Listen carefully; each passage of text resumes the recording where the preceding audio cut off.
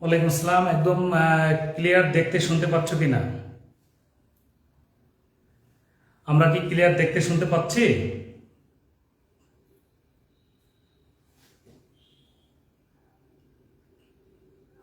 আচ্ছা, আমরা যে প্রশ্নটা আজকে প্রথম দেখবো সেটা হচ্ছে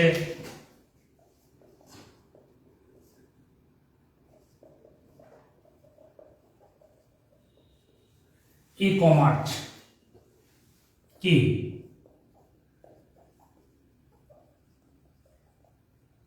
প্রকারভেদ সহ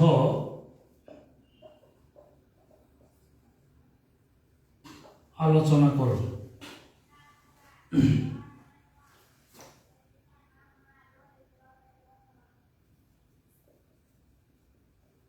ইলেকট্রনিক কমার্স এর সংক্ষিপ্ত রূপ হলো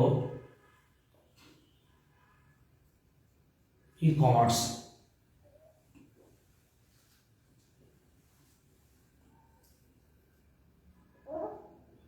অনলাইনের মাধ্যমে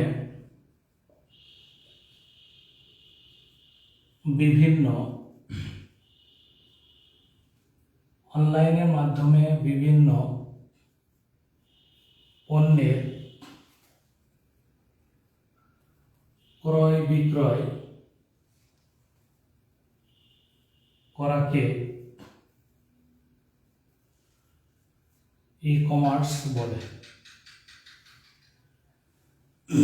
এটি প্রধানত চার ধরনের, যথা number 1 B2B, 2 P2C, 3 C2B, 4 C2C।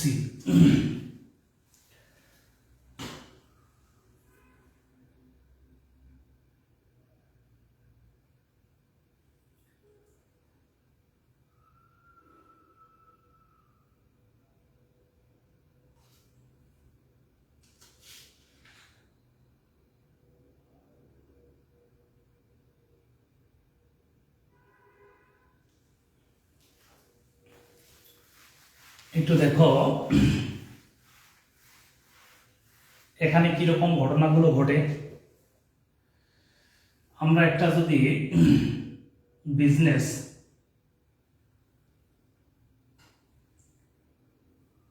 মানে এখানে দিলাম ব্যবসা প্রতিষ্ঠান অন্য একটি ব্যবসা প্রতিষ্ঠানের সাথে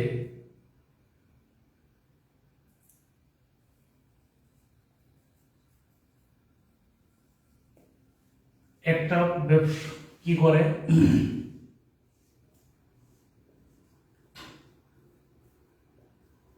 অনলাইন ভিত্তিক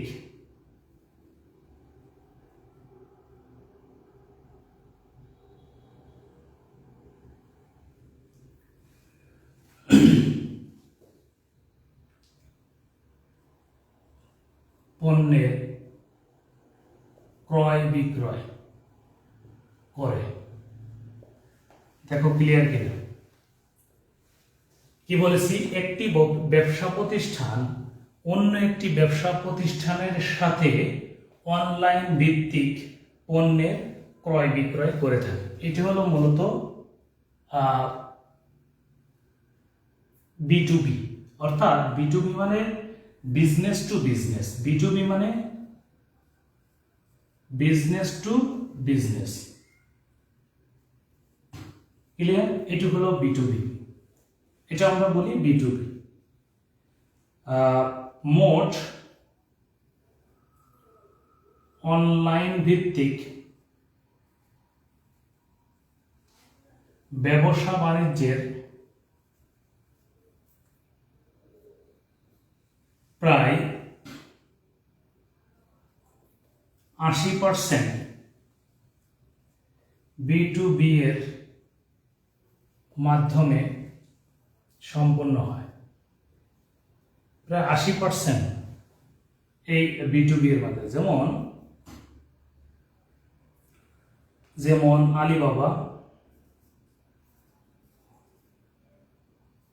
alibaba.com,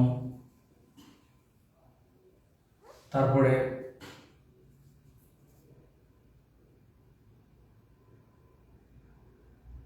Sindabad.com, এরকম।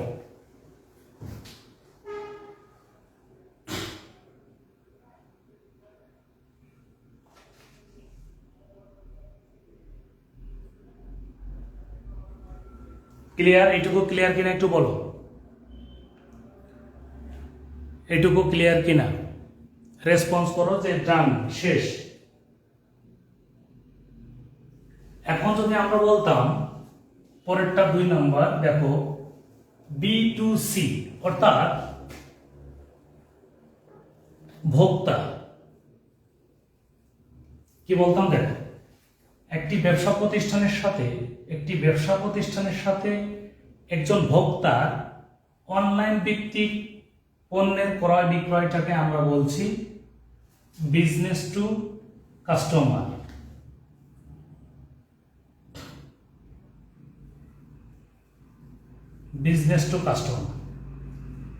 এবং একটু খেয়াল করে দেখো, এটা আমরা যদি বলি কোনগুলো হতে পারে, যেমন দারাজ.com, ফুড পান্ডা, ঠিক আছে? এরকম যেগুলো আছে, দারাজ, ফুড পান্ডা, ইভেলি ছিল কয়েকদিন আগে, অনেক নাম করেছিল, হ্যাঁ, এরকম যেগুলো আছে। তাহলে কি লিখবে? একটা ব্যবসা প্রতিষ্ঠান ভোক্তার সাথে অনলাইন ভিত্তিক যে পণ্যের ক্রয় বিক্রয় করে থাকে তাকে আমরা বলবো হচ্ছে B2C। আমরা যখন শীট পাবো এগুলো কিন্তু বিস্তারিত লেখা থাকবে, আমরা আপাতত বোঝার জন্য বলছি। 3 নাম্বার, একটু দেখো, এখানে হচ্ছে একজন ভোক্তার সাথে, এটার মধ্যে পার্থক্য কি আমি একটু বুঝে বলবো একটু পরে। ব্যবসা প্রতিষ্ঠান, তাহলে দেখো আগেরটা কিন্তু ছিল B2C আর এটা C2B। মানে কি? মানে হলো আগেরটা হলো বিজনেসম্যান সরাসরি ভোক্তার কাছে পণ্য পৌঁছে দিত, এখানে ডাইনে যে থাকবে সে ওখানে পৌঁছে দেবে। আর এখন ভোক্তা ব্যবসা প্রতিষ্ঠান কাছ থেকে নিয়ে আসবে পণ্য দেখে ক্রয় করে। এটা হলো দুটো পার্থক্য। যেমন এখানে হবে, এখানে কাস্টমার টু বিজনেসম্যান, তাই না? কাস্টমার টু বিজনেস,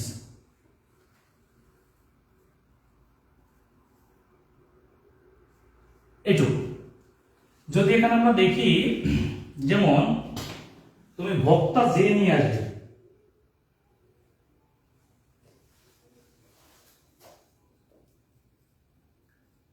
বিক্রয়.com, যেমন বিক্রয়.com এ কি হবে?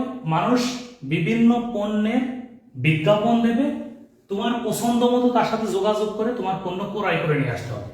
তাহলে যেটা আগে থাকবে সে পরের জনের কাছ থেকে পণ্য বুঝে নিয়ে আসবে, অর্থাৎ এখানে কাস্টমারটা বিজনেসম্যানের কাছ থেকে নিয়ে আসবে। আর আগেটা ছিল বিজনেসম্যান, যেমন ফুড পান্ডাতে তুমি ফোন দিবা, তোমার খাবার বিজনেসম্যানই তোমার গৃহে পৌঁছে দিয়ে আসবে, সেটা হচ্ছে B2C। ক্লিয়ার কিনা আমি জানি না,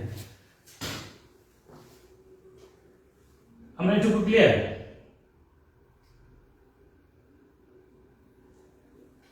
এবং আরেকটা হচ্ছে একজন ভোক্তার সাথে আরেকজন ভোক্তার অনলাইন ভিত্তিক যে পণ্যের ক্রয় বিক্রয় হবে সেটাকে আমরা বলছি হলো C2C। এখানে উভয়ের সাথে দেখে ক্রয় বিক্রয় করতে পারবে, যেমন কাস্টমারের সাথে কাস্টমার। আমি তোমাকে বললেই বুঝবা, যেমন এখানেই.com, তারপরে OLX.com। মনে রাখবা এখানেই.com এটা হচ্ছে সবচেয়ে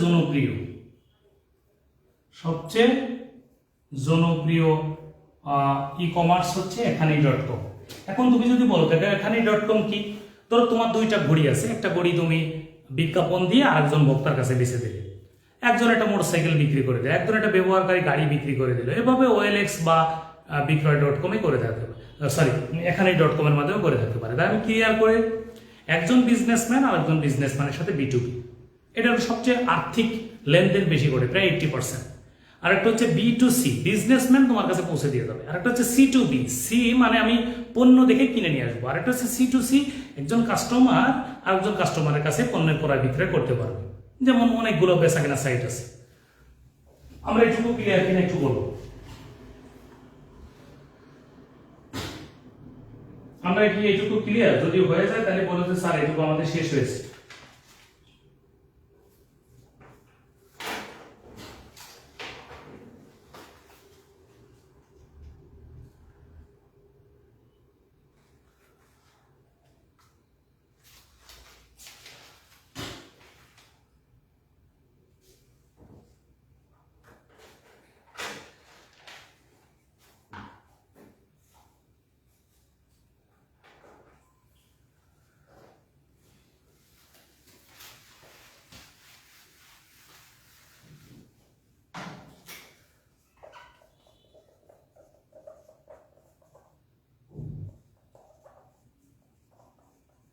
একটু দেখেন, সেলুলার ডেটা নেটওয়ার্ক বা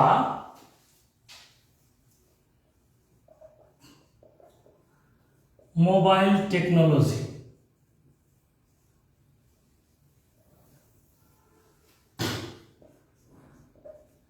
এভাবে কি প্রশ্ন হতে পারে একটু দেখেন।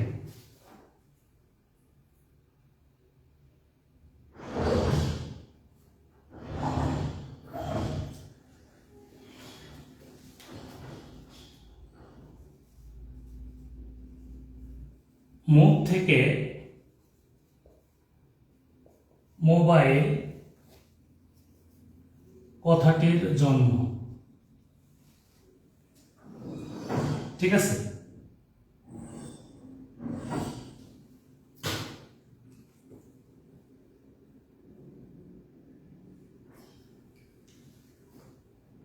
যে ইলেকট্রনিক যন্ত্রের প্রেরক ও গ্রাহক যন্ত্র ভ্রাম্যমাণ অবস্থায় রেখে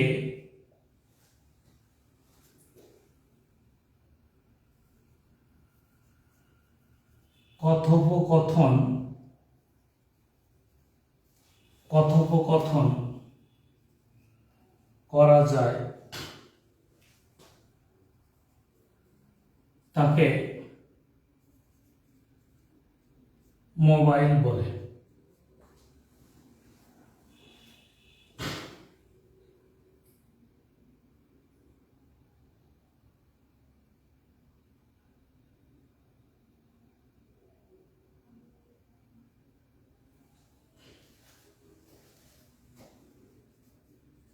এটি একটি তারবিহীন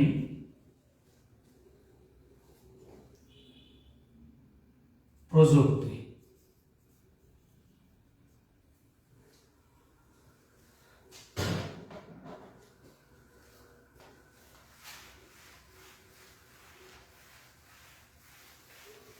একটু দেখো, মোবাইল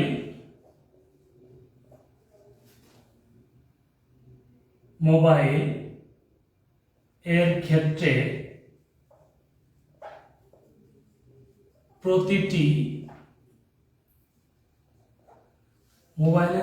প্রতিটি সেল মোবাইল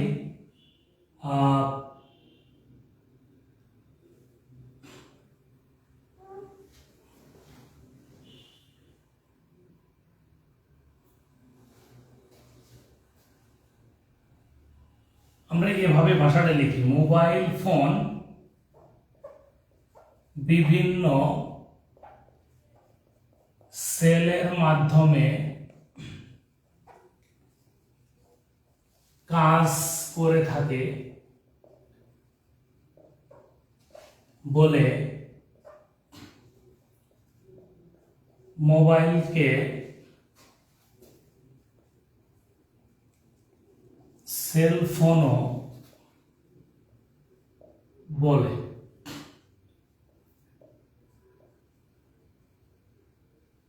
গঠন উপাদান তিনটি। এটার গঠন উপাদান কয়টি? তিনটি।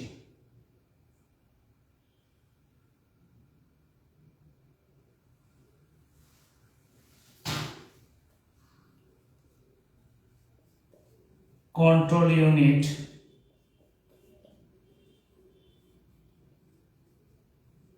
ট্রান্সিভার,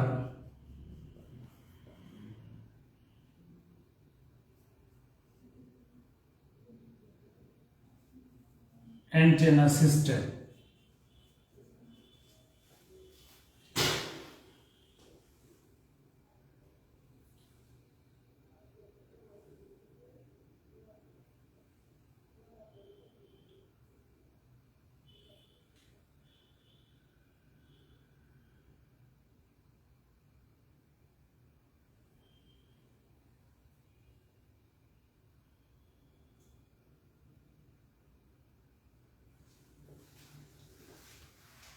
একটু দেখো,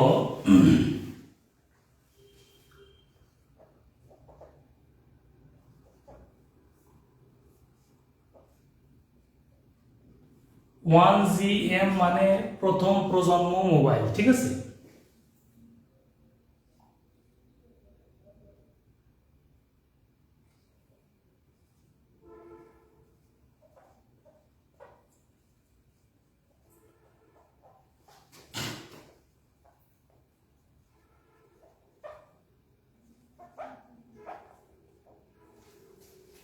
কি লিখছি দেখো,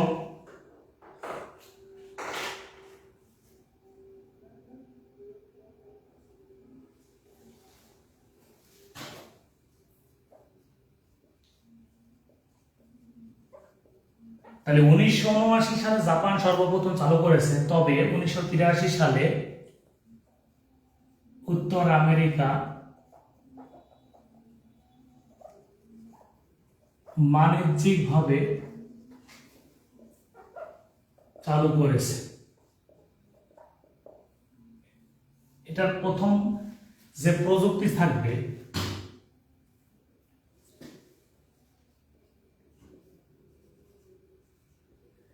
FDMA প্রযুক্তি।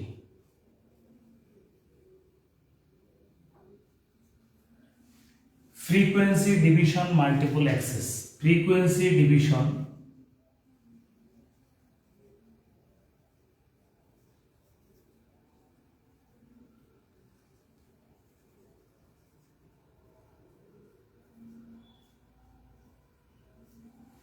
ফ্রিকোয়েন্সি ডিভিশন মাল্টিপল অ্যাক্সেস হচ্ছে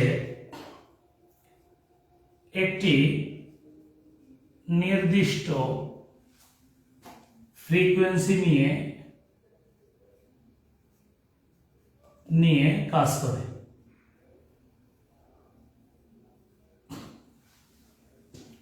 এটা আমরা কি করতে পারতাম? নির্দিষ্ট স্থানে রেখে কথোপকথন ও বার্তা প্রেরণ করা যায়। আমি সহজ ভাষায় লিখছি, বইয়ের কথা না, কিন্তু মনে থাকবে খুব আশা করি।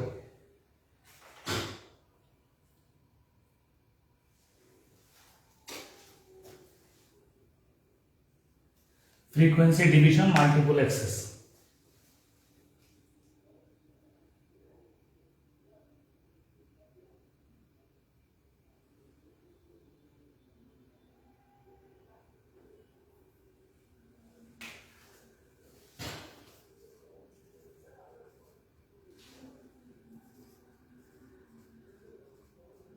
অ্যাডভান্স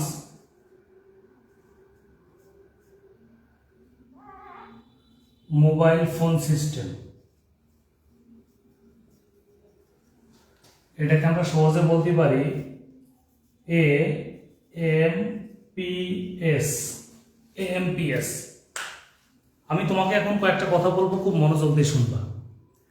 প্রথম প্রজন্মের কম্পিউটার মানে হলো তুমি আর আমি ধরো দূরত্বে দাঁড়িয়ে আছি, তুমি আমাকে ফোন দিছো, আমি হেঁটে হেঁটে কথা বলতে পারবো না, ওই যেখানে দাঁড়িয়ে আছে ওখানে থেকে যদি কথা না বলে একটু হাঁটা চলাফেরা করো তাহলে কিন্তু তোমার ওই ফোনের লাইনটা কেটে যাবে। সেজন্য বলেছি একটি নির্দিষ্ট স্থানে থেকে নির্দিষ্ট ফ্রিকোয়েন্সি নিয়ে কথোপকথন করা যেত। এটা হচ্ছে ফার্স্ট জেনারেশন।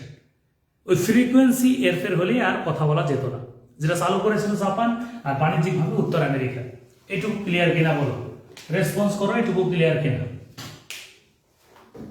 রেসপন্স করে এটুকু আমরা ক্লিয়ার করতে পেরেছি কিনা?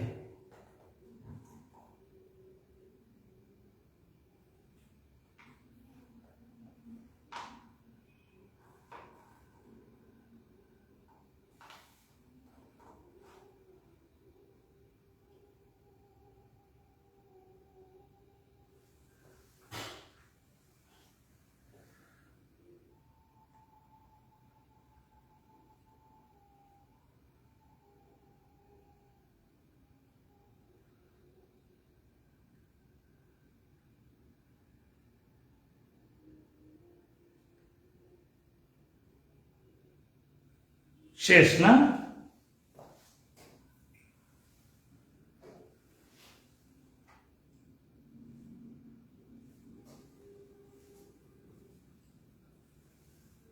আমরা এখন লিখবো 2GM, যেটা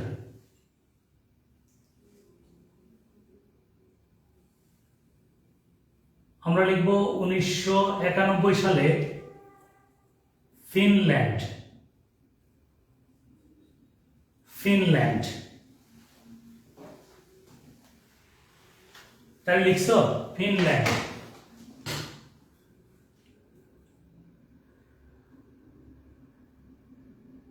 ফিনল্যান্ড লিখে বলো।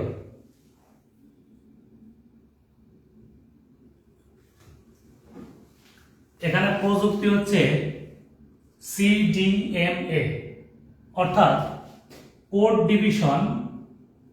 লিখে পেলাম কোড ডিভিশন মাল্টিপল অ্যাক্সেস।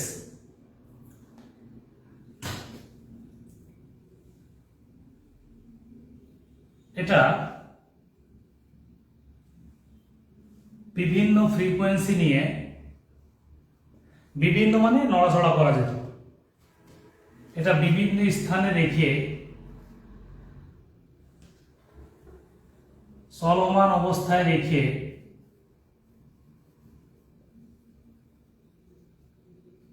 অবস্থায় রেখে কথোপকথন বার্তা প্রেরণ করা যায়। বুঝতে পারলে কিনা? আমরা ভাষাগুলো একটু সহজ রাখার চেষ্টা করতেছি। দেখো,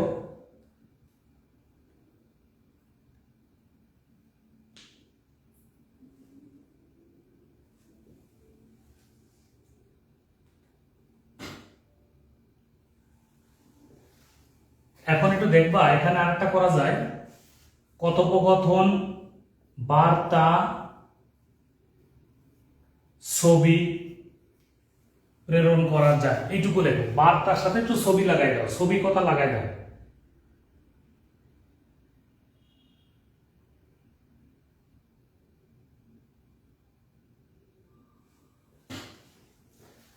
লেখো GSM-R। GSM-R যেটা, সেগুলো আমরা GSM প্রযুক্তিটা 2 নম্বরের প্রযুক্তিটা পেয়েছি। ঠিক আছে?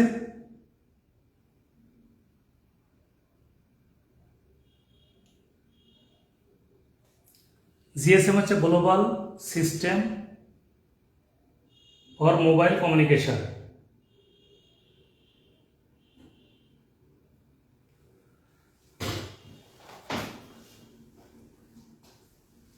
আমরা একটু যদি পরেরটা দেখি, 3GM দেখি। 3টা হলো এরকম ছিল যে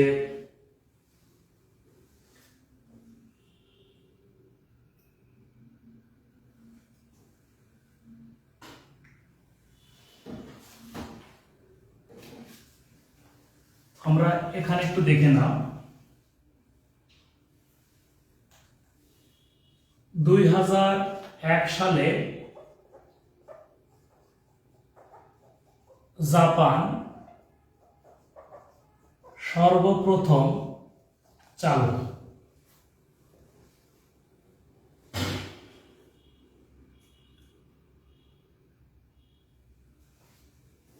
এখানে একটু লাগাই দিবা TDCDMA, অর্থাৎ টাইম ডিভিশন কোড ডিভিশন হবে। টাইম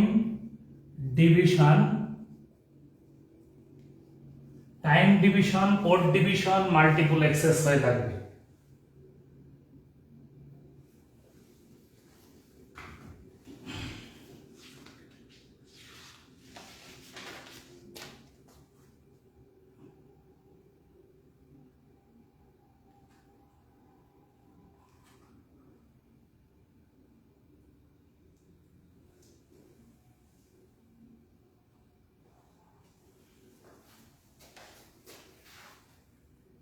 এখানে উদাহরণ লেখো,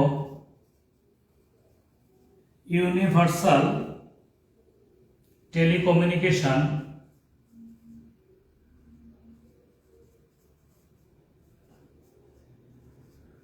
লিখছো, universal telecommunication universal mobile telecommunication system. Mobile কথা লেখা হয়নি, ইউনিভার্সাল মোবাইল টেলিকমিউনিকেশন সিস্টেম, অর্থাৎ আমরা এটাকে শর্ট ফর্মে বলতে পারি UMTS। যদি তুমি UMTS লিখে দাও তাও হবে, মানে ইউনিভার্সাল মোবাইল টেলিকমিউনিকেশন সিস্টেম এটাতে করা হয়। আর একটা লিখতে পারো এটা থেকে GSM, অর্থাৎ গ্লোবাল সিস্টেম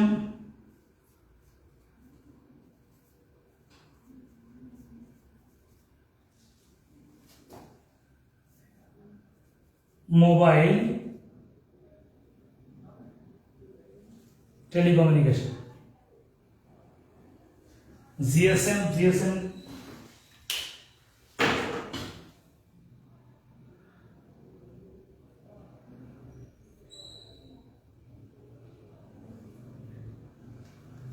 টা লিখে দাও তো কি হবে। GSM হচ্ছে তোমার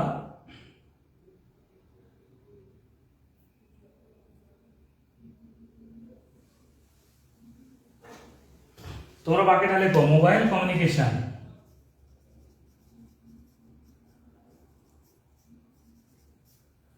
খালি কি বলছে, global system for mobile communication, এই দুটো সিস্টেমে এখানে চালু করা হবে।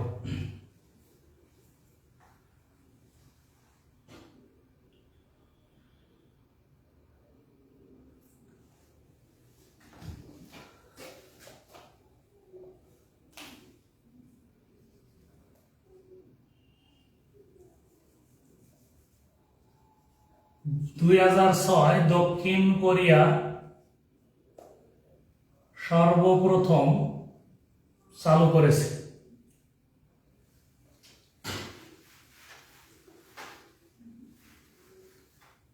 ও 3G তো প্রযুক্তির বৈশিষ্ট্য লিখিনি। 3G মানে হলো 3G মানে হলো ভিডিও কল চালু। তারপরে এটার মাধ্যমে, অর্থাৎ দেখে দেখে কথোপকথন করা যায়, দেখে দেখে কথোপকথন করা যায়। এটা উন্নত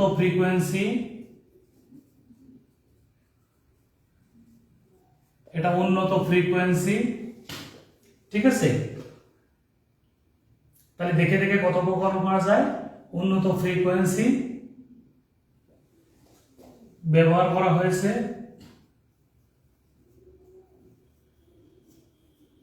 ঠিক আছে,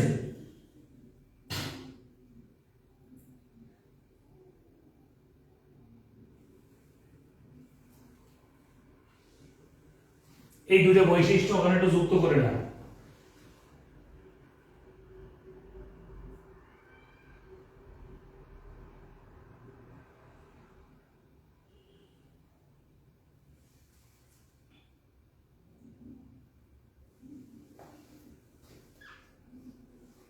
লেখা শেষ কিনা একটু দেখো। এটার ব্যান্ডউইথ হলো 2 মেগাহার্টজ।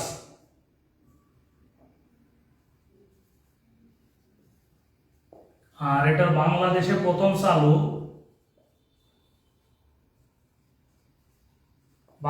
প্রথম চালু হয়েছে কবে বলো?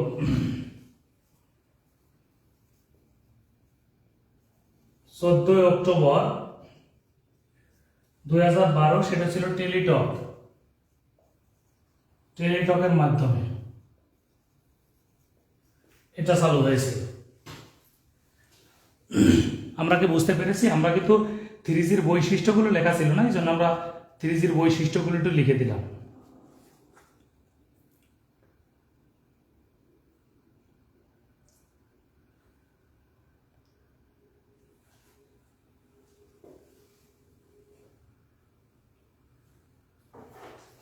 এটা 2 মেগাহার্টজ বলতে আমরা এটা লিখতে পারি 2 Mbps, 2 মেগাবাইট পার সেকেন্ড। এটা আমরা মেগাহার্টজে বলেছি।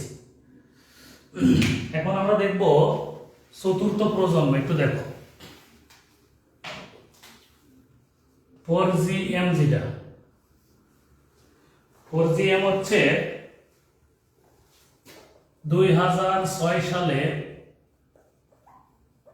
দক্ষিণ কোরিয়া সর্বপ্রথম চালু করেছে। এটার প্রযুক্তি হচ্ছে 4G হচ্ছে একটি WiMAX LTE প্রযুক্তি। WiMAX হচ্ছে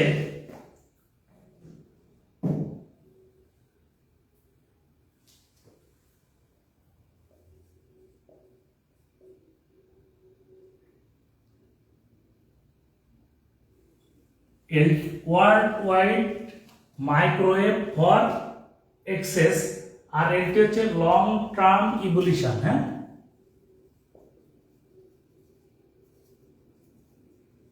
লং টার্ম ইভলিউশন। আর এটা হচ্ছে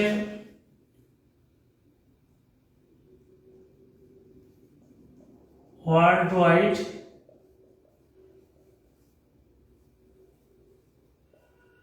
interoperability for মাইক্রোওয়েভ অ্যাক্সেস বোঝানো হয়েছে। তাহলে এটা হলো একটা প্রযুক্তি। এটা দিয়ে সবচেয়ে বড় কথা হচ্ছে এটা দিয়ে আমরা ভিডিও কনফারেন্সিং করতে পারি। ভিডিও কনফারেন্সিং করা যায়।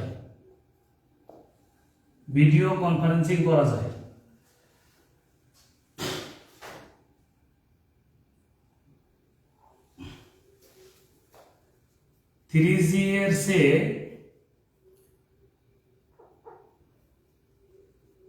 50 গুণ বেশি গতি সম্পন্ন। এটির ব্যান্ডউইথ হলো তোমার 10 Mbps, অর্থাৎ পার সেকেন্ডে 10 মেগাবাইট করে যেতে পারে।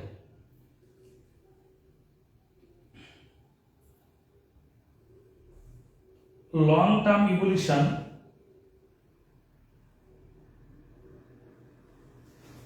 আমরা লং টার্ম ইভলিউশন বুঝি কিনা আমি জানি না। লং টার্ম ইভলিউশন কথার মানে হলো যে সকল সেটের মধ্যে LTE লেখা আছে তারা 4G তো কাজ করবেই, 5G হিসেবেও এটা ব্যবহৃত হবে, অর্থাৎ পরবর্তী ইভলিউশন করে ওই ফ্রিকোয়েন্সিতে কাজ করতে পারে। তাহলে আমরা এটুকু ক্লিয়ার বলো তো।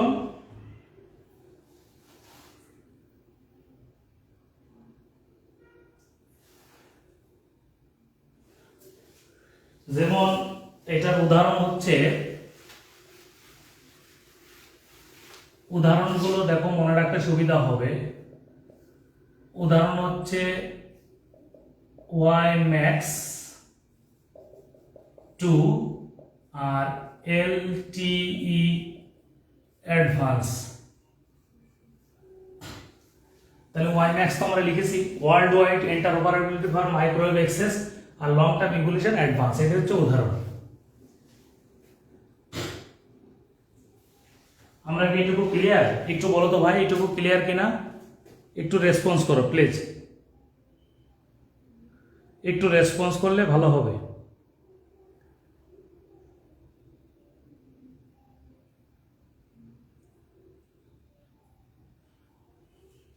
আমরা এটুকু শেষ করতে পেরেছি কিনা? জি, থ্যাংক ইউ। তাহলে আমরা এখন দেখব হলো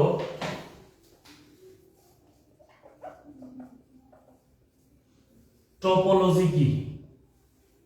আগে টোপোলজিটা বোঝাই, তারপরে তোমরা দেখবা খুব ভালো বুঝবে ইনশাআল্লাহ।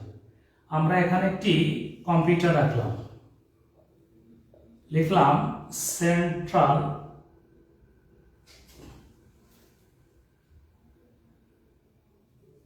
Central computer. সেন্ট্রাল কম্পিউটারের সাথে আমি এখানে এই পর্যন্ত একাধিক কম্পিউটার যুক্ত করলাম। ধরে নাও C1, C2, C3, C4, ভালো করে বুঝো, এটা একটা সেন্ট্রাল কম্পিউটার, অনেকগুলো কম্পিউটার যুক্ত করেছি। এই কেন্দ্রীয় কম্পিউটারকে আমরা বলবো হলো হোস্ট। এই কেন্দ্রীয় কম্পিউটার নাম হলো হোস্ট। আর এই কেন্দ্রীয় কম্পিউটারে সে একাধিক কম্পিউটার যে যুক্ত হয়, এই একাধিক কম্পিউটারকে আমরা বলবো, এই একাধিক কম্পিউটারকে বলা হয় হলো ওয়ার্ক স্টেশন। ভালো করে বুঝো। আর এই হোস্ট আর ওয়ার্ক স্টেশন মিলে তৈরি হয় হলো টোপোলজি। একটু ক্লিয়ার হতো ভাই। একটি কেন্দ্রীয় কম্পিউটার, ধরে নাও তুমি একটা প্রতিষ্ঠানের মালিক, তোমার আন্ডারে অনেকগুলো কম্পিউটার আছে, তুমি একটা কাজ নিলে, সবাইকে ভাগ করে দিলে, সবাই মিলে কাজটা শেষ করে টাকা ইনকাম করে তাদেরকে বেতন দিলে, রাইট? এখন তোমার কেন্দ্রীয় কম্পিউটারটা হচ্ছে হোস্ট, বাকি যারা কাজ করে তারা হচ্ছে ওয়ার্ক স্টেশন। হোস্ট এবং ওয়ার্ক স্টেশন মিলে যে টেকনোলজি, সেটার নামই টোপোলজি। এটুকু ক্লিয়ার কিনা? একটু ক্লিয়ার কিনা? দ্রুত বলো, এটুকু আমরা ক্লিয়ার কিনা?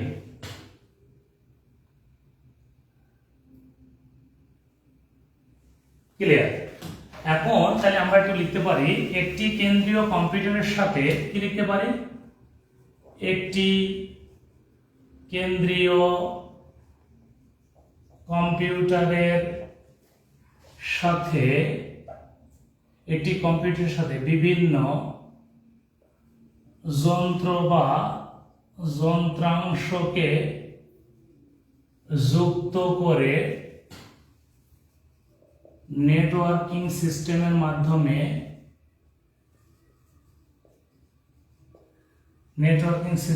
মাধ্যমে সমন্বয় রক্ষা করে কাজ করতে পারে, সেই প্রযুক্তিকে টোপোলজি বা নেটওয়ার্কিং সিস্টেম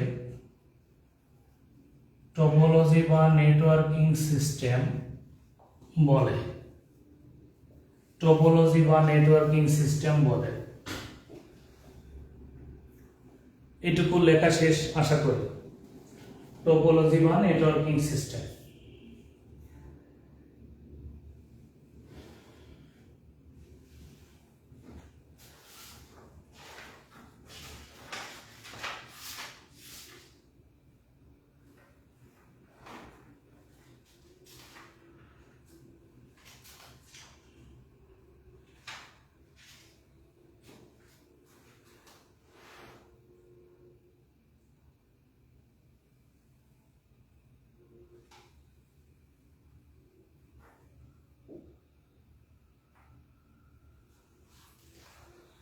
যদি লেখা শেষ হয়ে থাকে,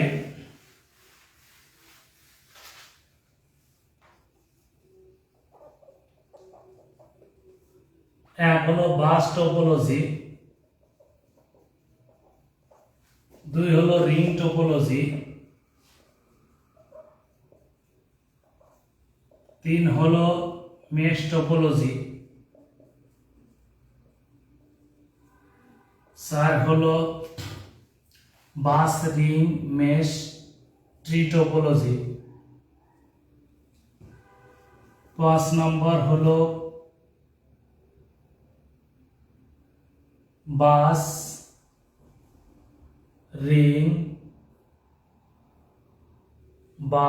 ring mesh tree star topology. ও সাইডে লেখো স্টার টোপোলজি, তারপরে ট্রি দাও, স্টার টোপোলজি, ট্রি টোপোলজি, আর শেষে হচ্ছে হাইব্রিড টোপোলজি, যেটা সেলুলার টোপোলজি বলা হয়।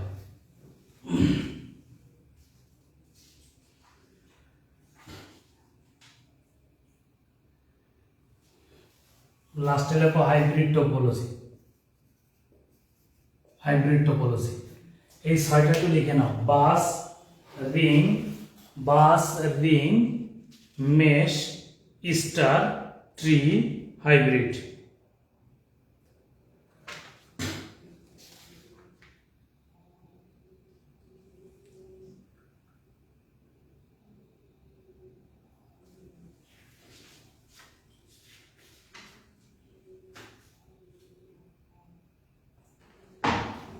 এখন বাস টোপোলজি কোনগুলো একটু দেখে নাও। এক, বাস টোপোলজি। এই ভাগগুলো করা হয়েছে একটু দেখে না, এগুলো করা হলো গঠন বা আকৃতির উপর ভিত্তি করে ভাগ করা হয়েছে। এখন আমি যদি তোমাকে 1 নাম্বার বলি বাস টোপোলজি, তাহলে এগুলো চিত্রটা দেখলে আর সহজ হবে, বাসের মতো। যদি আমি এখানে একটা সেন্টার পয়েন্ট দিই, এখানে একটা পয়েন্ট দিই, ভালো করে বুঝো।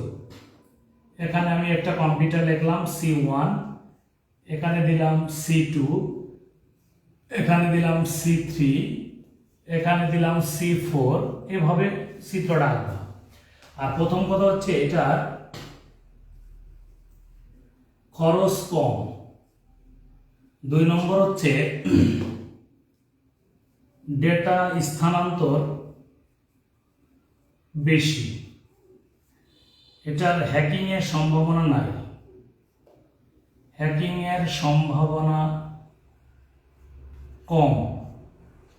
তাহলে খরচ কম, ডেটা স্থানান্তর বেশি, হ্যাকিং এর সম্ভাবনা কম, ঠিক আছে। ভালো সেবা পাওয়া যায়, ডেটা কলিশন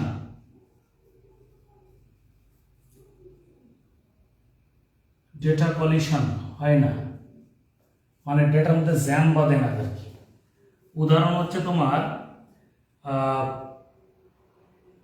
বাস টোপোলজি আমরা বেশি ব্যবহার করি হলো তোমার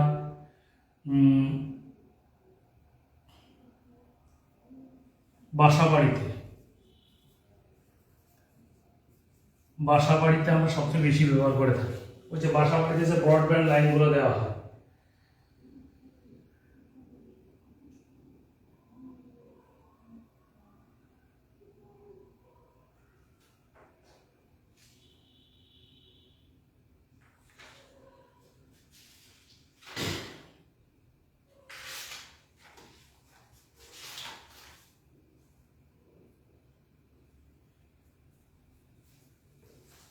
দেখছো বাসা বাড়িতে আমরা দিতে পারি, পাড়া মহল্লা যেটা, তারপরে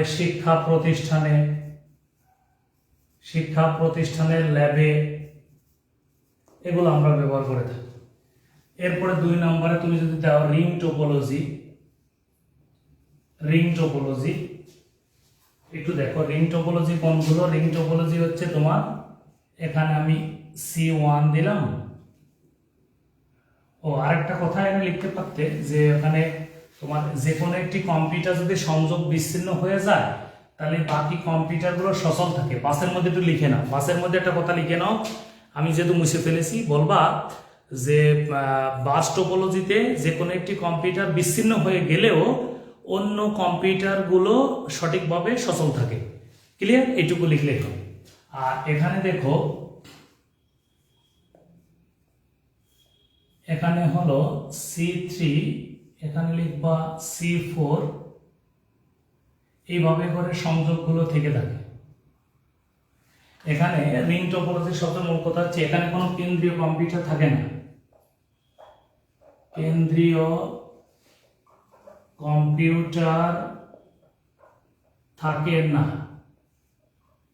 সকল কম্পিউটারের গুরুত্ব সমান। একটি কম্পিউটার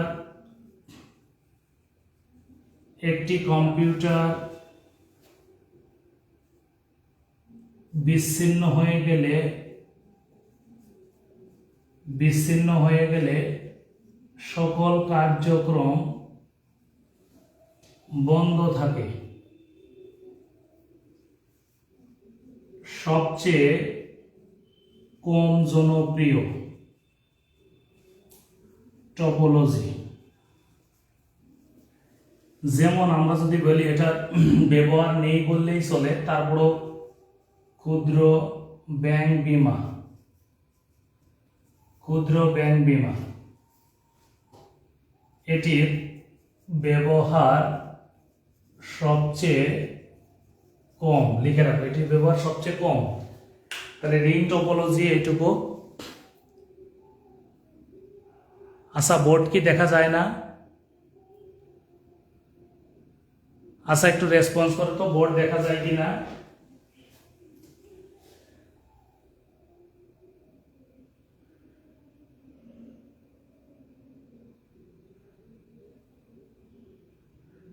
বোর্ড কি দেখা যায় না?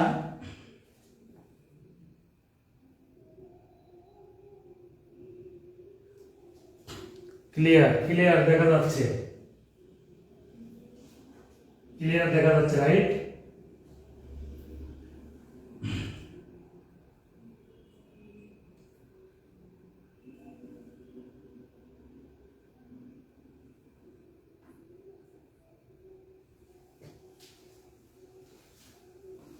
এরপর একটু দেখো মেশ টপোলজি। হচ্ছে এরকম সম্পর্ক থাকবে। মেশ টপোলজি হচ্ছে এখানে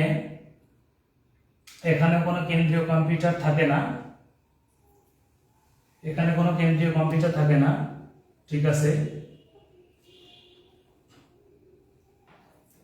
এখানে কোনো কেন্দ্রীয় কম্পিউটার থাকে না।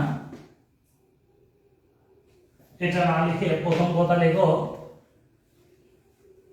এভাবে লিখলে সবচেয়ে সুবিধা হবে। সেটা হলো এটি একটি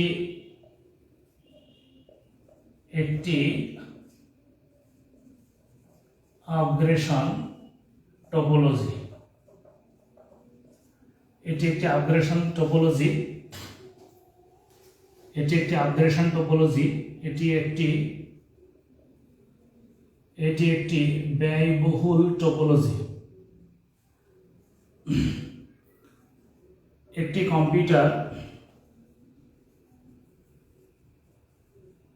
কম্পিউটার বিচ্ছিন্ন হলেও সার্বিক কার্যক্রম চলমান থাকে।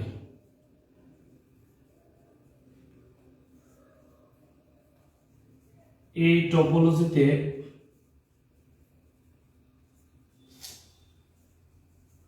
কাজ বন্ধ থাকে না।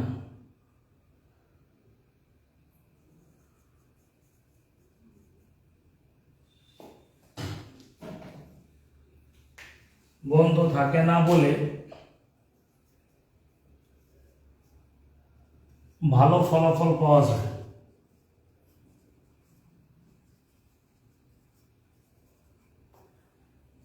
যেমন বড় ব্যাংক, বৃহৎ শিল্প প্রতিষ্ঠান,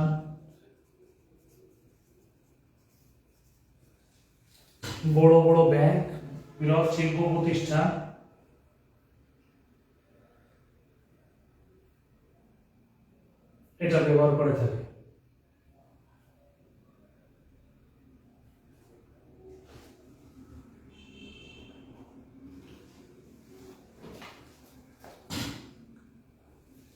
এরপরে দেখো 4 নাম্বার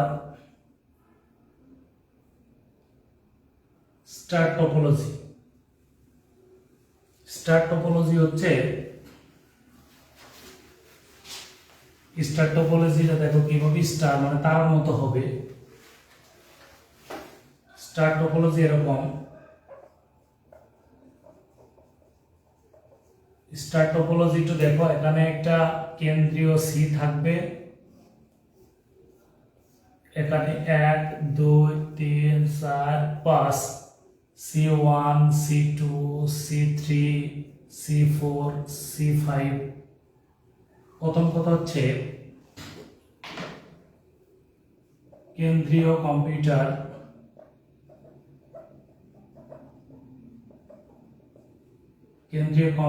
নিয়ন্ত্রণ করে, কেন্দ্রীয় কম্পিউটার সবাইকে নিয়ন্ত্রণ করে, ঠিক আছে। কেন্দ্রীয় কম্পিউটার নিয়ন্ত্রণ করে, ডেটা ভাগ করে ব্যবহারের সুযোগ, ডেটা ভাগ করে ব্যবহারের সুযোগ পায়। কম্পিউটারের সংখ্যা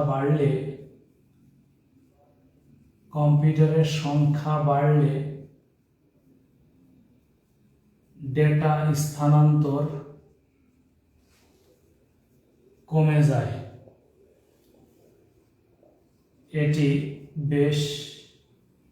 এটি সবচেয়ে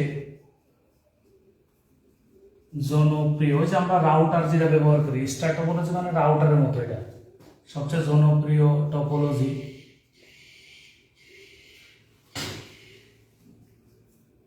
বর্তমানে এটির ব্যবহার সবচেয়ে বেশি, বর্তমানে এটির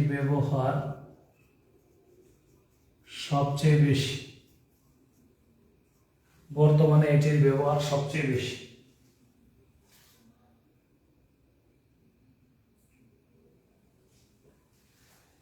একটু দেখো লেখা শেষ কিনা। উদাহরণ হচ্ছে অফিস আদালত,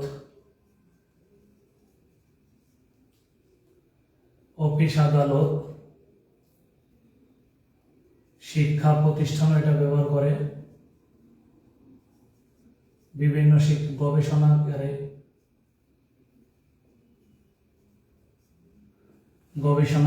শিক্ষা প্রতিষ্ঠান, অফিস আদালত, গবেষণাগারে ব্যবহার করে থাকে। এটুকু দেখো ক্লিয়ার আশা করি। এরপরে হলো ট্রি টপোলজি। দেখো ট্রি গাছের মতো বানাইতে হবে, ট্রি টপোলজি।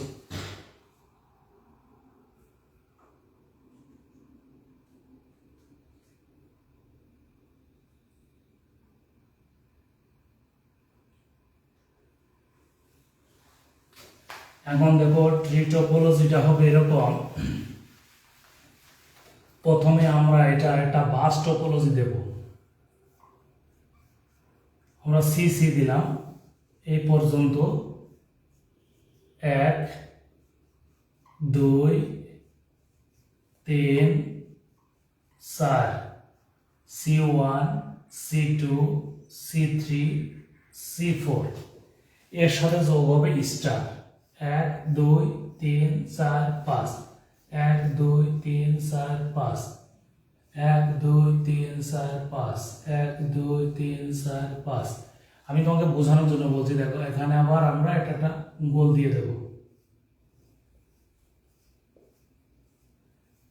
এটাকে অনেক সময় সেলুলারও বলে থাকে অনেকে, সেল গঠন করে কাজ করা যেতে পারে। এখন নাম্বারগুলো কেমনে দিবা, আমরা একটু অন্যভাবে লিখবো। এখানে আমি ইচ্ছা করে এ বি দেব বোঝানোর স্বার্থে, ABCD, তাহলে তোমাদের বুঝতে সুবিধা হবে। তাহলে আমি এখানে তো A1 A2 A3 A4 A5, right.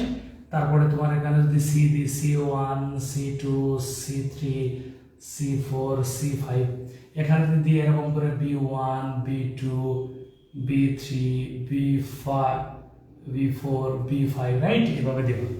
তাহলে প্রথম কথা হচ্ছে এখানে এটি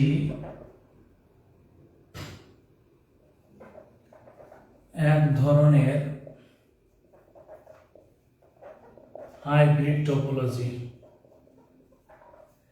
এটি এক ধরনের হাইব্রিড টপোলজি, কারণ এখানে বিভিন্ন টপোলজিকে যুক্ত করে দেওয়া যায়।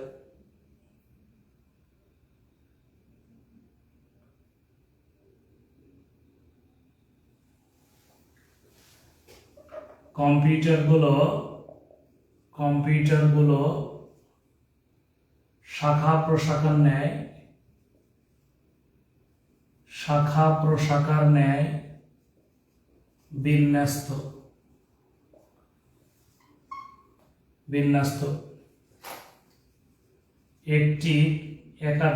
এখানে একাধিক কেন্দ্রীয় কম্পিউটার থাকে।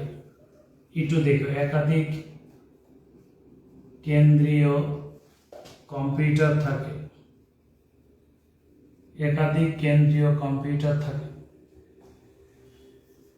একটি কেন্দ্রীয়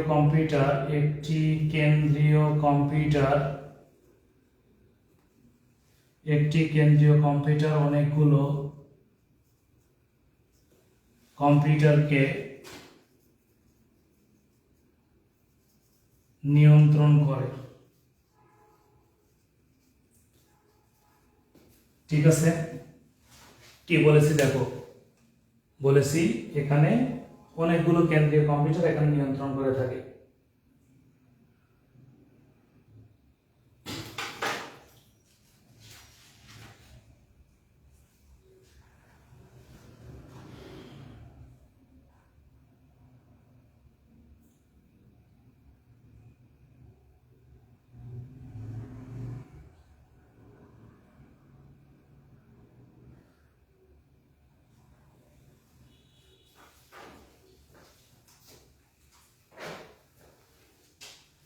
আর একটা কথা দেখো,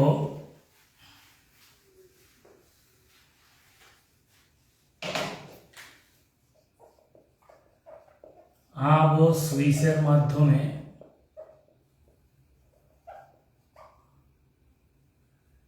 কানেকশন দেওয়া হয়।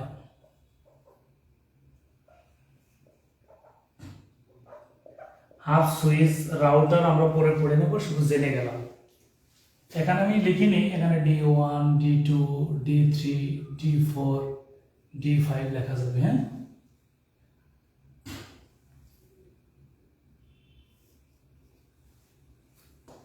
বিভিন্ন সেল গঠন করেও কাজ করতে সক্ষম। বিভিন্ন সেল যদি বলো কিরকম, এই জায়গায় সেল গঠন করে এই জায়গায় কাজ করতে পারে, এখানে সেল গঠন করেও কাজ করতে পারে। তাহলে দেখো,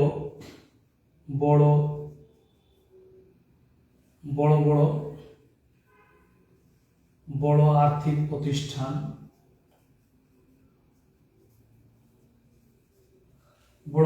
প্রতিষ্ঠান,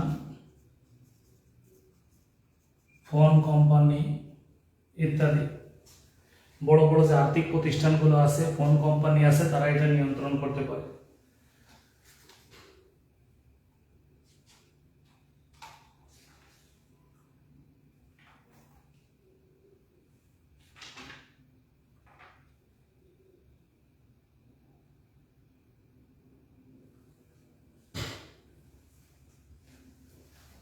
আর একটা দেব, সেটা হচ্ছে হাইব্রিড। যদি হাইব্রিড একটু লিখে দিই এক লাইন,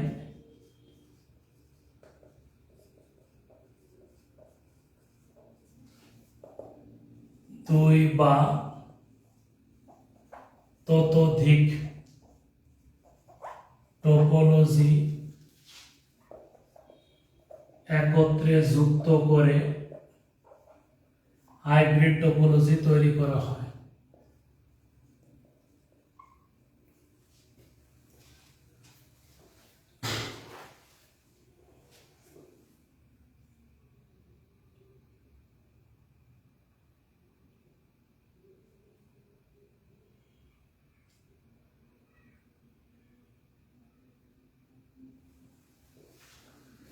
যেমন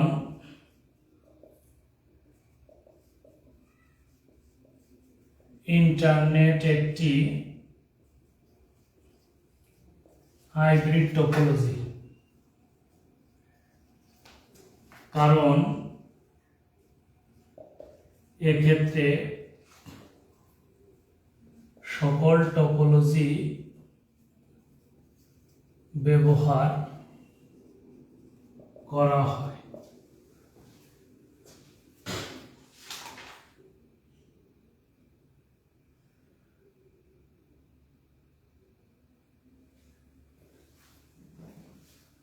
এখন যদি বলো স্যার একটা চিত্র এঁকে দেন, তাহলে আমরা একটা চিত্র এঁকে দিতে পারি। আমি দিলাম রিং,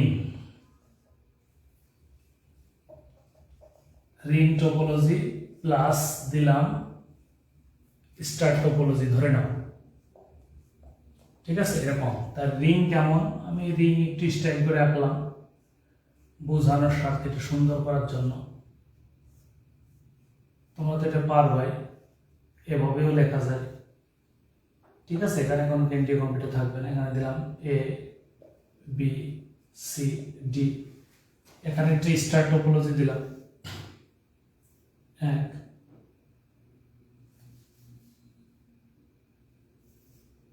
1 2 3 4 5।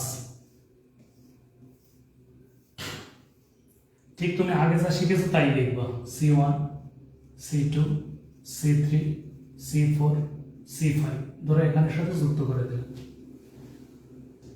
তাহলে এটা কি হয়ে গেল? একটি হাইব্রিড টপোলজি হয়ে গেল। ক্লিয়ার? হাইব্রিড টপোলজি হয়ে গেল। আমরা কি ক্লিয়ার হতে পেরেছি? একটা হাইব্রিড টপোলজি হয়ে গেল। সেক্ষেত্রে এখানে আমাদের একটি ডিভাইস যুক্ত করা থাকে,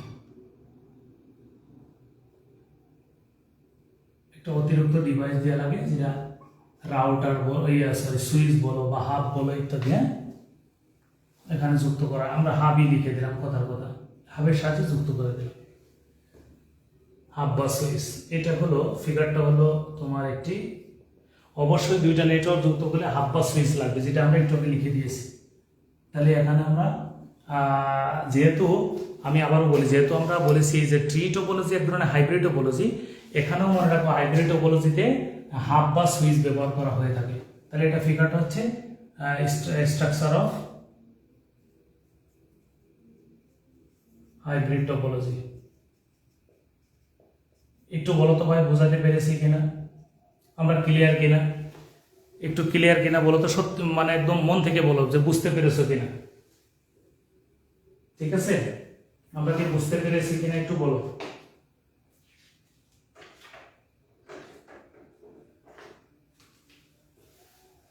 আমরা কি ক্লিয়ার?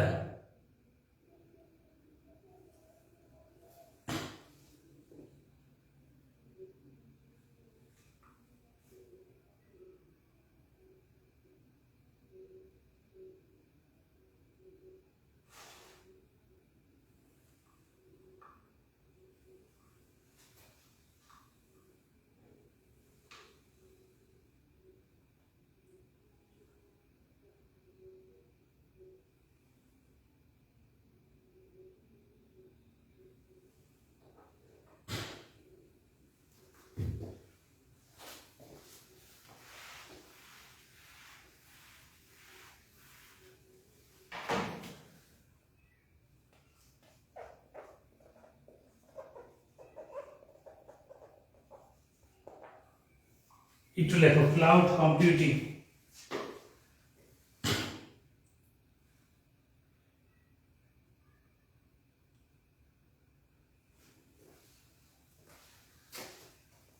যে প্রযুক্তি দ্বারা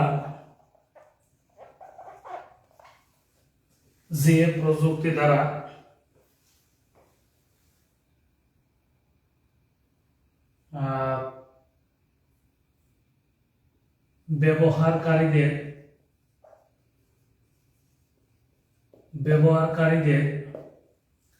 যে প্রযুক্তি দ্বারা ব্যবহারকারীদের কম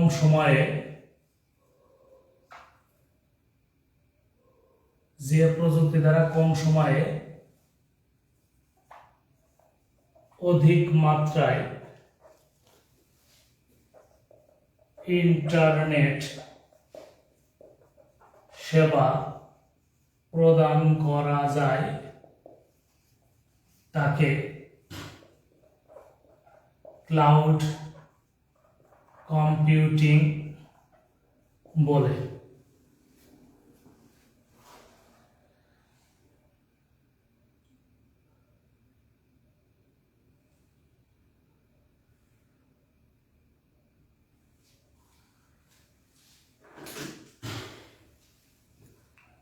আমরা ক্লাউড কম্পিউটিং বলে দেখছি।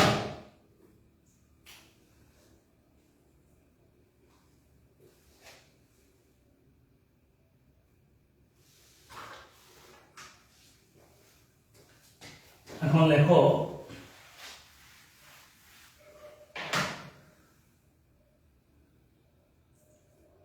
এই প্রযুক্তিতে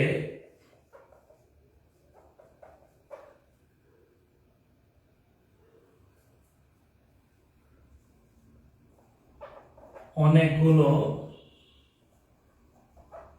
কম্পিউটার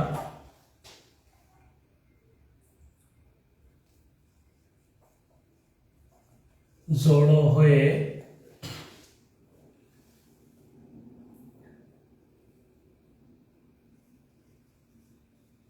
কাজ করে।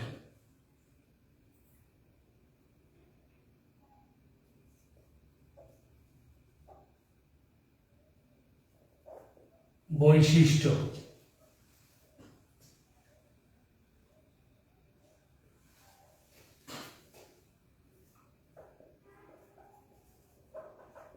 অন ডিমান্ড হচ্ছে, আমি পরে ব্যাখ্যা দিচ্ছি, ক্রেতার প্রয়োজন অনুসারে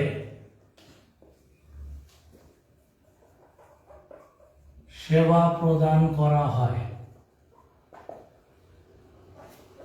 2 নম্বরে লেখো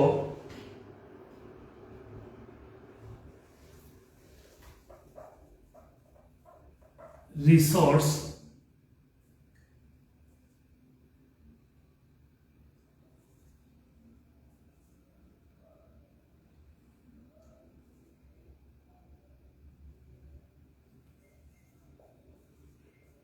scalability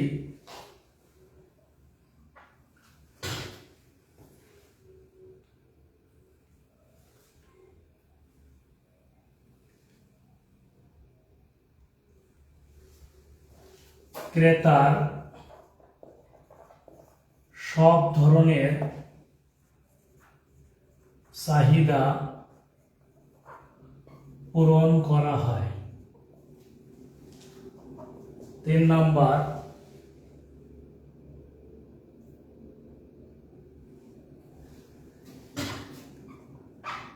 pay as you go. Pay as you go. Pay as you go কি বলতো? ক্রেতার ব্যবহারের উপর ভিত্তি করে, ক্রেতার ব্যবহারের উপর ভিত্তি করে পেমেন্ট প্রদান করা হয়। ধরে নাও তুমি এক জায়গায় নেটওয়ার্ক চালু করে রেখেছো, সেখানে সবাই একটা নির্দিষ্ট সময় এসে ওখানে ইন্টারনেট চালু রেখে দেয়। এইটা হচ্ছে ক্লাউড কম্পিউটিং। এখানে তুমি অল্প টাকা নিবা, ক্রেতার প্রয়োজন অনুসারে সেবা দিবা, যে রকম চাই আনলিমিটেড ডাউনলোড দিবা, সব ধরনের চাহিদা পূরণ, আরাম করে বসবে, তোমার কাছে চা খাবে, এর দেবে। আমি তোমাকে বুঝাই বলতেছি, বিষয়টা ক্লিয়ার হবে। যে তোমাকে বলা হলো তুমি একটা কফি শপ তৈরি করেছো, সেখানে হাই স্পিড ইন্টারনেট চালু করেছো, যে সবাই এখানে আসবে, চাটা খাবে এবং সবাই প্রতি ঘন্টায়, ভালো করে বুঝবা, 10 টাকা করে বেশি দিতে হবে, আর যা যা খাবে এগুলো টাকা পয়সা দিতে হবে, সে যতক্ষণ ব্যবহার করবে ওই অনুযায়ী। তাহলে কি বলছে? ক্রেতার প্রয়োজন অনুসারে চাহিদা দিবে, ভালো কথা। তারপরে ক্রেতার সব ধরনের চাহিদা, নাস্তা খাওয়া, বসা, গল্প করা, ইন্টারনেট চালানো, ক্রেতা যতক্ষণ চালাবে ততক্ষণ তার পেমেন্ট করবে, এই সেবাগুলো দিয়ে থাকবে। আমরা কি বিষয়টা ক্লিয়ার কিনা বলো?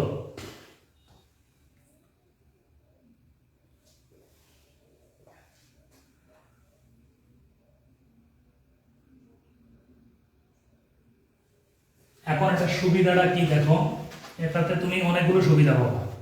সব কথা হচ্ছে সুবিধা, যে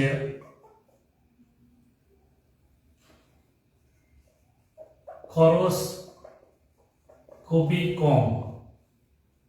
2 নাম্বার, নিরবিচ্ছিন্ন ইন্টারনেট সেবা। ইন্টারনেট সেবা পাওয়া যায়। বিভিন্ন তথ্য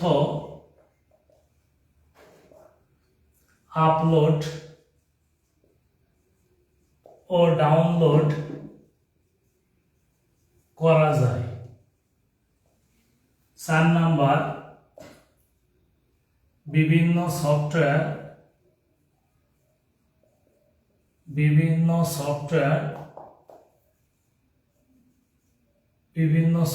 আপডেট করা যায়। মনে করো তুমি এক জায়গায় গেলে, খালি ডেটা কেনাচ্ছে, 10 টাকা দিয়ে সকল আপডেট করে নিয়ে চলে আসলে, কিছু ডাউনলোড করে নিয়ে চলে আসলে, ইন্টারনেট সেবা পেয়ে গেলে। একদম সহজ করে বলে দিলাম। আমরা এইটুকু ক্লিয়ার কিনা বলো?